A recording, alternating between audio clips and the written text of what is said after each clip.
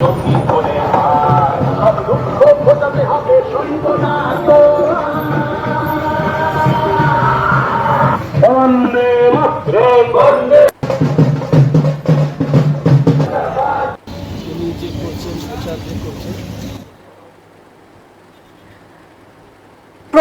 দফা নির্বাচনের আগে শেষ রবিবাসরীয় প্রচারে শিলিগুড়ির বিজেপি প্রার্থী শঙ্কর ঘোষ 25 নম্বর ওয়ার্ডের হনুমান মন্দিরে পুজো দিয়ে প্রচার শুরু করলেন।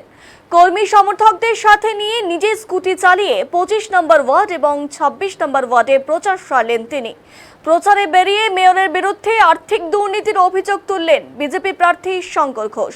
তিনি জানান, শিলিগুড়ি পৌর নিগমের এখনো পর্যন্ত যত মেয়র ছিলেন তাদের কারোর বিরুদ্ধে আর্থিক প্রতারণার কোনো রকম অভিযোগ এখনো পর্যন্ত দেখা যায়নি। শিলিগুড়ি পৌর নিগমের একাধিক মেয়র পরিষদের দায়িত্ব নিজে নিয়ে রেখেছেন মেয়র হিসেবে তিনি ব্যর্থ। তার বিরুদ্ধে একাধিক আর্থিক দুর্নীতির অভিযোগ তুলেছেন তারই সহকর্মী এক মেয়র পরিষদ বলে জানিয়েছেন শঙ্কর ঘোষ। যদিও এই অভিযোগ অস্বীকার করেছেন গৌতম দেব।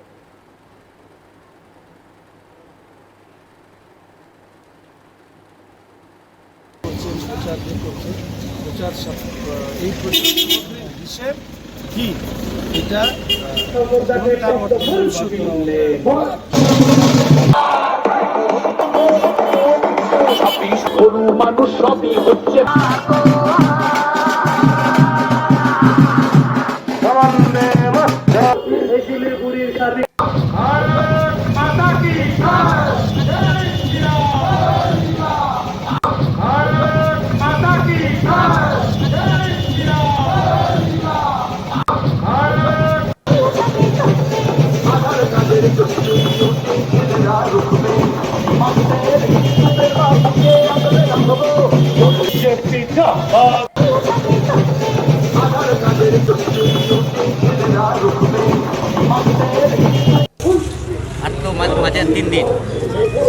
দেখুন, ক্যালেন্ডারের তারিখে হয়তো এটা শেষ রোববার, কিন্তু প্রচার তার যা এই মুহূর্তে নির্বাচনের আগে সেটা এই সময় সব পার্টির ক্ষেত্রেই তুঙ্গে থাকে। ফলে স্বাভাবিকভাবেই 365 দিন মানুষের সাথে থাকার চেষ্টা করে, জয় শ্রীরাম জয় শ্রীরাম, 365 দিন মানুষের সাথে থাকে। নতুন করে আর আমার মনে হয় না যে আরও যে পরিশ্রম আমি নির্বাচন না থাকলেও করি সেই পরিশ্রম আমি নির্বাচনের সময়ও করি। আলাদা করে আমার কাছে বাড়তি প্রচার বা বাড়তি এফোর্ট দেওয়ার প্রয়োজন হয় না। আজকে যেহেতু রোববার জোটটা ঠিকই, মানুষের বাড়িতে থাকা, তাদের বাজারঘাট করা, একটু লেটে ঘুম থেকে ওঠা, এই সমস্ত বিষয় থাকে। চেষ্টা তো একটাই করি, সবথেকে বড় সমস্যা হয়েছে যেটা আমি ভেবেছিলাম যে বলবো না, কিন্তু ঘটনাচক্রে 5 দিন নির্বাচনী প্রচারে না থাকা, ওই শাস্তি অভিযুক্তকে গ্রেপ্তারের দাবিতে, সেটা একটা নিশ্চিতভাবে আমার উপরে একটু বাড়তি চাপ পড়েছে। আর অদ্ভুতভাবে যে ওয়ার্ডে গিয়েছি সেই ওয়ার্ডের যদি কোনো বাই লেনে না যেয়ে থাকি, তাহলে সে বলছে যে তুমি আমার রাস্তায় কেন আসোনি। তখন এইটা আমার কাছে প্রচণ্ড চাপের হয়ে গেছে। এটা is very hard to cover all the road. তার মধ্যে চেষ্টা করছি, সেই জন্য আজকে থেকে ভেবেছি যে গাড়ি নিয়েই ঘুরবো, কেন এতদিন পায়ে হেঁটে করছিলাম। কিন্তু মানুষের এই ভালোবাসাটাও যেরকম ভীষণ, আবার তার পাশাপাশি আমি পৌঁছানো সবার কাছে, সেটাও একটা চেষ্টা, আপ্রাণ চেষ্টা করছি। পায়ে হাঁটার ঘোরার যে ক্লান্তিটা, সেটা কি মানুষের ভালোবাসা সব দূর করে দেয়? অ্যাকচুয়ালি প্রতিদিনই আমরা 6:30, 6:30-6:30টার মধ্যে উঠি, তারপরে প্রোগ্রাম ফিক্স আপ থাকে। প্রথম ঘুমোতে যাওয়ার সময় তো শরীরে এনার্জি কিছু থাকে না, ঘুম থেকে ওঠার সময়ও এনার্জি কিছু থাকে না, কিন্তু রাস্তায় আসলে কেন যেন এনার্জি বুস্টার হিসাবে মানুষের ভালোবাসাটাই কাজ করে। ইশতেহার, পাল্টা ইশতেহার, লোকাল ইস্যু নিয়ে এটাকে কি দেখছেন আলাদা?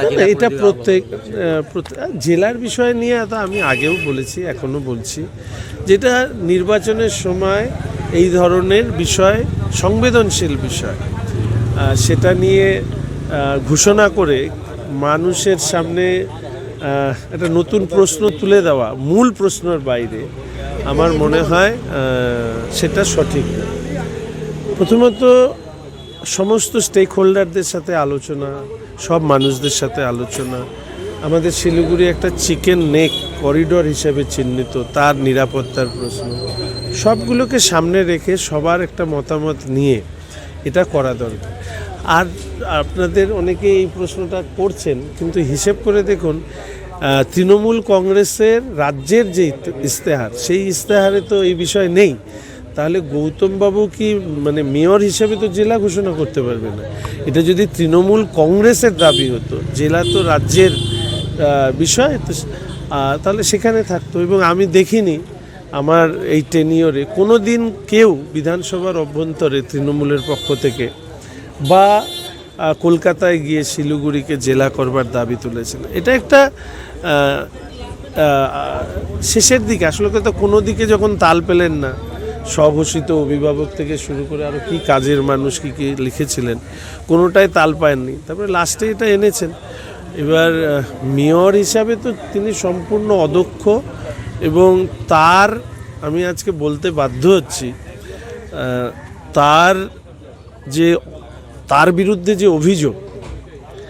অভিযোগ হচ্ছে ওনার মেয়র পরিষদ, আমি করিনি, চোরে চোরে মাস্তুতো ভাই, ওনার মেয়র পরিষদ কাউন্সিলর অভিযোগ করেছে যে বিকাশ ঘোষ স্যার উনি কোনো দিন এমআইসি ছিলেন না, পিডাব্লিউডি বিল্ডিংয়ের, নুরুলদাও ছিলেন না, গঙ্গোত্রীদিও ছিলেন না, এরা সবাই মেয়র, অশোকদাও ছিলেন না, উনি একমাত্র মেয়র যিনি বিল্ডিংয়ের এমআইসি ছিলেন, পিডাব্লিউডির এমআইসি ছিলেন। কারো বিরুদ্ধে কোনো দিন আর্থিক দুর্নীতির এরকম গুরুতর অভিযোগ ওঠেনি, কিন্তু এই মেয়রের বিরুদ্ধে আর্থিক দুর্নীতির অভিযোগ শুধু ওঠেনি, আজকে সারা শিলিগুড়ি শহরে ওনার তার প্রচার সামগ্রী, এটা তো বাইরে, ভেতরে কি করেছেন আমি তো বলতে পারবো না। এরকম অর্থের ডালি নিয়ে এর আগে কেউ আসেনি, উনি তো একই কিছু করেন না। নির্বাচন কমিশনের কাছে লিখিতভাবে আমরা এই নিয়ে ওনার এই পুরো বিষয়টা নিয়ে অভিযোগ জানাবো। আর তো মাঝে 3 দিন আমি জেলার একটা বাস্তবতা আছে, যৌক্তিকতা আছে, আমি সেটা সরকারি দলের প্রতিনিধি হিসাবে তুলতে পারছি, কিন্তু অপোজিশন তুলতে পারেনি। এখন ইস্যু হাতছাড়া হয়ে যাওয়ার ফলে সে তড়িঘড়ি করে একটা রোড করে, এটা বললে তো লাভ নেই, এটা তো ও তার সিংহাসনের উপর থেকে দাঁড়িয়ে বলছে, তাকে আমি তো বলেছি যে সেটার স্পেসিফিক করতে হবে না, কীভাবে হয়েছে এবং তার প্রুফ কোথায়, সেটা ইলেকশন কমিশনকে বলেছি। আমি আমার ইনকামের সোর্স সেগুলো এফিডেভিটে দেওয়া আছে, বাকি তো মানুষ কাজ করে দিচ্ছে না, ম্যাক্সিমাম জিনিসপত্র মানুষ দিয়েছে। বিজেপি কি কম লাগিয়েছে? এই যে গেরুয়া দিয়ে ভরে দিচ্ছে ওরা রাস্তায় রাস্তায়, সেটা তো বিজেপিরই প্রচারের অঙ্গ, ওদেরটা ভিজিবল হচ্ছে না। মানুষ ওদের ওয়াল লিখলে মানুষ অবজেকশন করছে, আমার ওয়ালে কেন লিখেছে এটা মুছিয়ে নাও, আর আমি প্রত্যেক জায়গায় পারমিশন নিয়ে করছি। ও তো উপরে ড্যাংলার লাগানো পারমিশনই পাবে না, ওকে তো কেউ দেয়াল লিখতেই দিচ্ছে না, ব্যানার লিখতেই দিচ্ছে না।